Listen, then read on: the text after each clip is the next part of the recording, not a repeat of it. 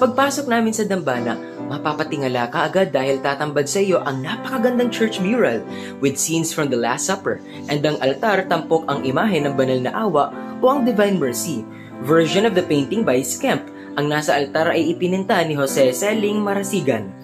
Ceiling murals of gold and silver add artistic visuals. And also this painting of Golgotha will give you Quaresma season vibes.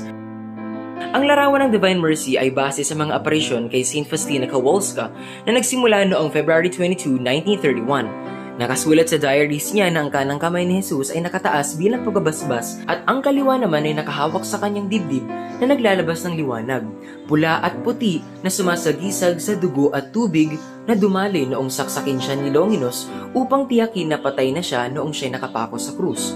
May ibinilin si Jesus na magbinta ng larawan niya at maglagay ng Jesus, I trust in you, at hangad niyang ma-venerate o mabigyan ng galang ito una sa chapel ni na Saint Faustina at sa buong mundo. I promise that the soul that will venerate this image will not perish. Bukod nga pala doon, mayroong tubig na nagmumula sa tinatawag nilang bukal na di umano'y nagbibigay himala sa maraming deboto. Connected ito sa nakita naming waterfall in which atop is the image of Our Lady of Fatima. Pwedeng bumili ng water bottles doon sa souvenir shop mismo.